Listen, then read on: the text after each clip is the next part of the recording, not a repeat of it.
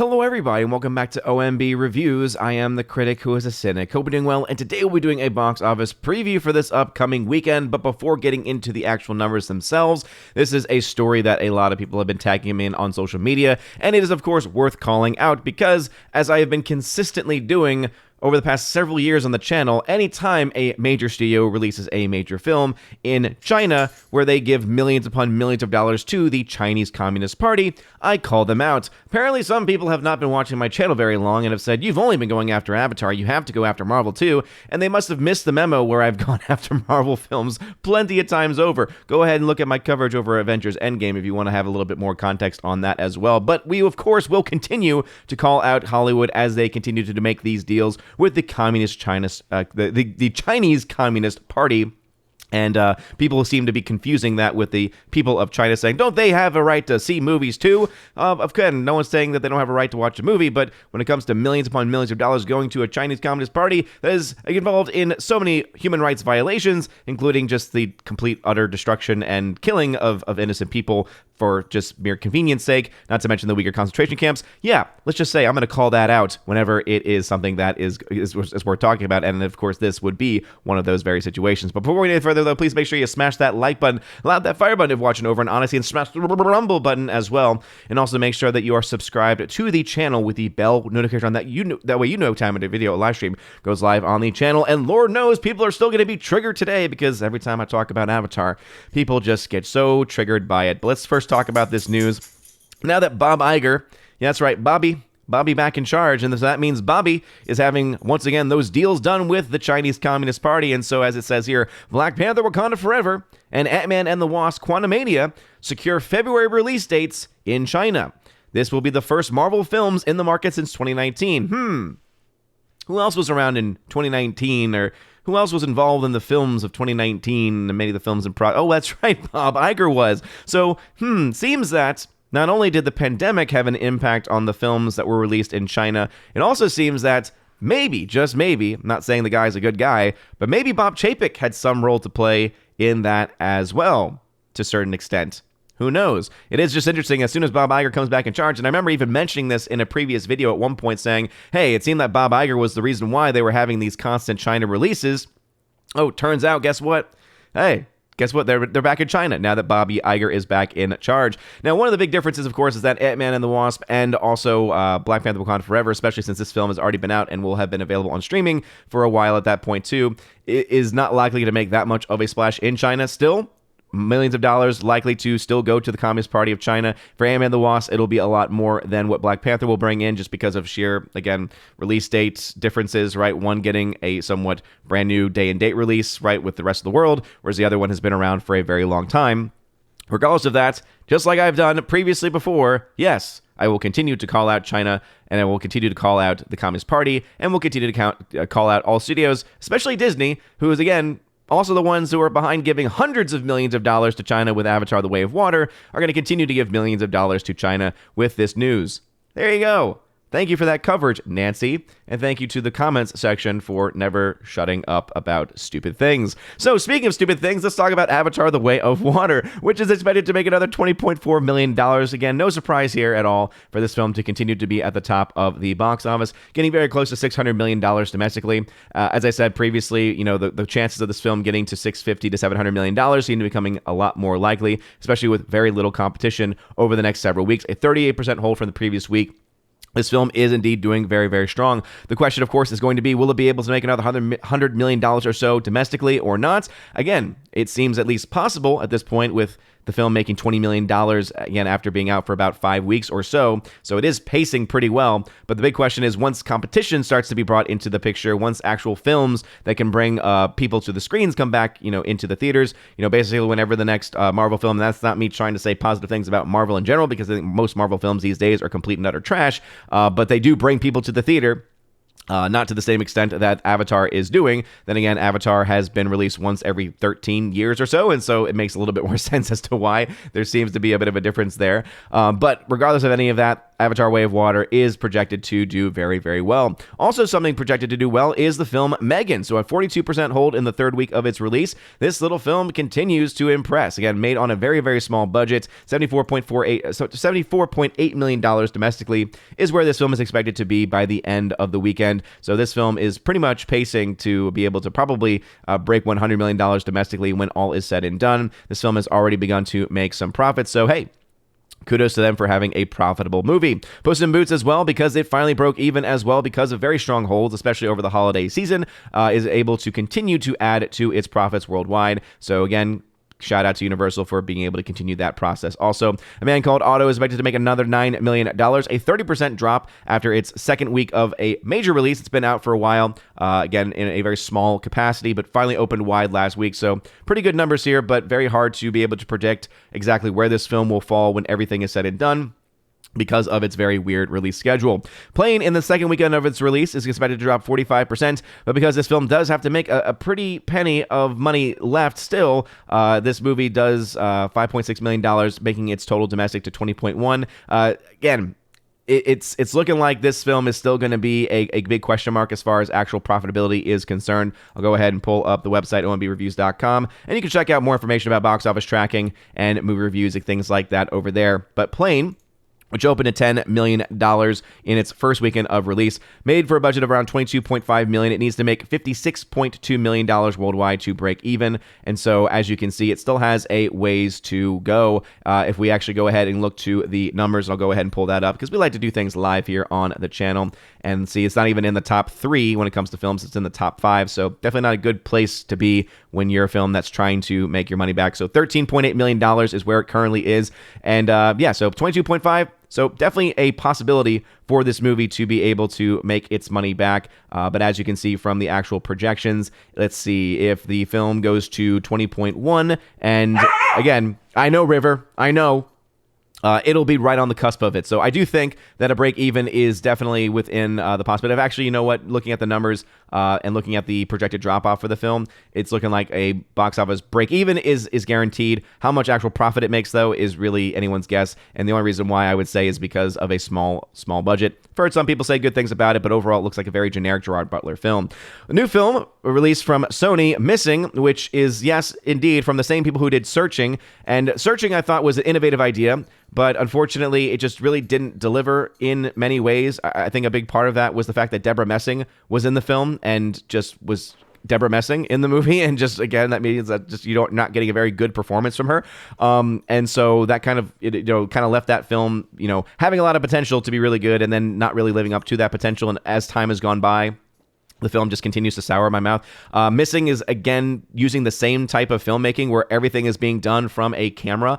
So everything's being done from FaceTime. Everything's being done from a computer webcam, and all these different conversations. And it just kind of looks like they're redoing everything, except they're just changing the story somewhat to make it a little bit more of a thriller, I guess. But yeah, let's just say that it doesn't really look all that impressive of a movie, to be honest. Expected to open at $5.4 million, and so not the biggest of openings in the world. We'll have to do a full breakdown on this once I'm able to look into the actual budget of the movie and do some of my typical breakdowns. Black Panther: Wakanda Forever expected to finally pass $450 million domestically, as I had projected that it would do by the end of its run.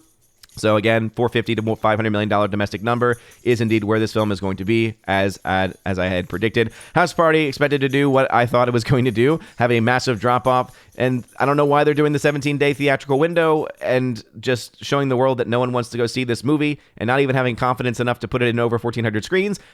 Film just not likely to be very profitable. Again, last time I checked, they had not had a budget listed for this movie. The Whale, which I finally still need to see, finally getting a wider release, is also expected to make another $1 million, but whether that's going to be enough to break even or not, again, is something where we'll have to look further into that once the actual numbers are all in. I believe this film was made for a very, very small amount of money, so I believe that it actually has broken even and is making money. Regardless of that, though, film that I still need to see to get a full understanding. Now, of course, if you saw earlier, I did click over to this window when I was trying to find the numbers for Plane, but this is indeed a tracking that I am following. So right now, Way of Water is at $1.9 billion versus Top Gun Maverick's $1.4 billion, and the original Avatar is adjusted for inflation number of $3.5 billion. So again, the first Avatar film really was a massive movie. There's no doubt about that at all. And Avatar 2 is also a massive movie too. This film is going to easily pass $2 billion this weekend, if not already. Again, we still don't have updated numbers for Wednesday, let alone for whatever it's going to bring in today, etc. And remember also, we're not getting live updates from the international markets either. And so all of that is going to be something that we have to take into play. And as you can see, even they at the numbers are reporting the $460 million budget that was being reported by the studios, or by at least the Hollywood elites who have the inside information on that. So whether or not James Cameron is being honest when he says he needs to make X amount, or saying movies that imply X amount of dollars, who knows? But again, I said the film broke even at $1 billion, and so the fact that it's almost a billion past that break-even point is again very, very impressive. And I've never minced words when it comes to that. What I am interested, though, is to see exactly where this film falls domestically by the end of its run. Right now, it's at $574. By the end of the weekend, it's expected to be around $590, so around $600 million. So the film is still tracking well ahead of where Top Gun Maverick was at the end of by this time in its release. And so it'll just be interesting to see where the film ends up domestically. Just, whether it's able to actually beat, Top Gun Maverick, which, again, possibility of that happening. And also, too, if it's able to beat it and by how much, because ultimately we have the two biggest domestic releases of 2022 battling out in the later days. And again, you can see that the later days of Top Gun Maverick continued just to be very, very strong. Some people had mentioned rightly, right, that one of the things that was an advantage to what Top Gun Maverick had is the fact that it was released over the summer, where you have a lot more people available. But remember that most people continued to work over the summer. So unless you're talking about school teachers or students, and those students would need rides and those students would need access to the theater, that's the reason why it is a good argument to an extent, but it's not the same as an actual holiday frame where you have a vast majority of the population that is actually off for a given amount of time. And again, it's the holiday frame that is able to help films like Avatar and other films that get that Christmas release, especially because more important people are off of work. And I think that also benefits a film like this, because though people may be sick of hearing it, the fact remains is that this film is a 3-hour film, and you feel those 3 hours, and people are not going to want to spend the money to go see a 3-hour film unless they are in a position to actually want to go and watch it. And when is the most likely situation where you'll be in that situation? Over the weekend, during a holiday frame, right? When you are off, all those other things and all those other places are, again, ways in which you would be able to do so. It is also just interesting and very compelling to see just how much better the first Avatar film did. And again, this kind of goes back to what I was saying before about how even though the numbers are looking the way that they are, it doesn't really account for the number of actual people going to see the movie. And there's no doubt in my mind that the first Avatar film just had a lot more people who went to go see it. There's still a lot of people going to see Avatar 2, but again, very interested to see, and if I could ever find the information to see what the average ticket price was when the first Avatar came out versus what the average ticket price is for this movie. I think it'd be very interesting and compelling to see just tickets for tickets, how many people have actually seen them. And also that would help us to understand how much of a loss of audience has there been, because there has been clearly a loss of audience by the very fact that there is a difference in these numbers, but it is going to be interesting nonetheless to see where all things fall when everything is said and done. But those are the numbers as they stand. So what are y'all's thoughts? Again, what are y'all's thoughts about Black Panther and Ant-Man and the Wasp getting a China release? Again, Bob Iger back in the seat means that money is going to be rolling into the CCP. And once again, the CCP is evil.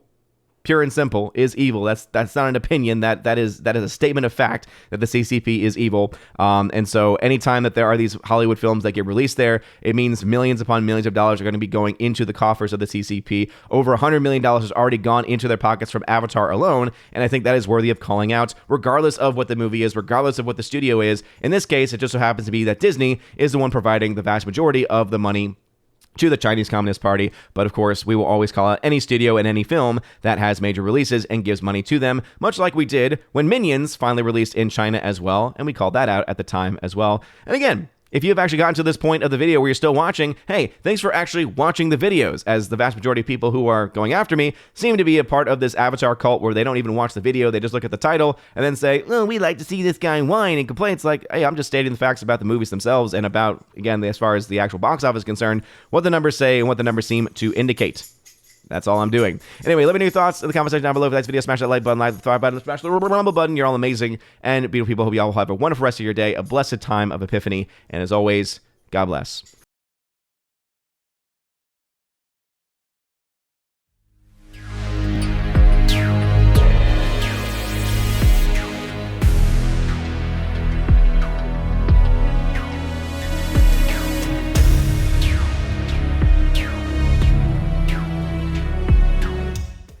And now for a huge shout out to all of my January Patreon Subscribe Star and Locals members at the Keeper of the Bifrost level and above. Starting off with my Patreon members, Father Luca Illich, Garrett Searles, Heimir Ari Hymason, Joe Horn, Jonathan Carney, Orange Chat Reviews, who you can check out on his YouTube channel, Orange Chat Reviews, Rosetta Allen, who you can check out at her YouTube channel, Eagle Writer, and Miss Martin Muses, who you can check out at her YouTube channel, Miss Martin Muses, and of course, the amazing Empress of the Universe, Tina B, who you can check out over on her YouTube channel, Tina B, with her show Soup to Nuts, which she does, tries to do every single week with her friend and with fellow Valkyrie and fellow mod of the channel, Stephanie B. And also a special shout out to the Modern Major General of the channel, Laura Story.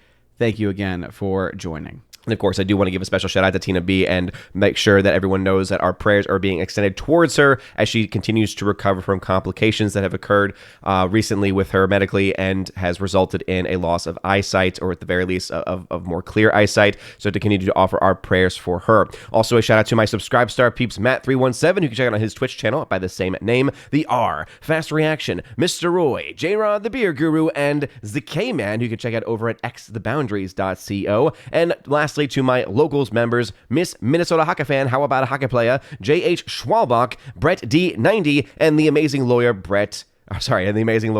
Robert Barnes. So thank you all very much for supporting me on Local, Subscribe Star, and Patreon. If you want your name shouted out at the end of every live stream and video, please check out the top link in the video description below, where you get access to this, and also, of course, to a monthly podcast that I do with John the Flick Flickinger. Also, access to a giveaways channel on my Discord, where I give away films this month. I've got films like Seven Samurai on Blu-ray from the Criterion Collection to give away, The Banshees of Inisherin, Tommy Boy Steelbook, Edge of Tomorrow 4K, and tons of other 4Ks and Steelbooks as they get released over the next month will be available, and also, of course, digital codes as well. So if any of that sounds interesting to you, check out that top link and join over on Patreon, Subscribe Star, or on Locals. You guys are all amazing and beautiful people. Hope you all have a wonderful rest of your day, and as always, God bless.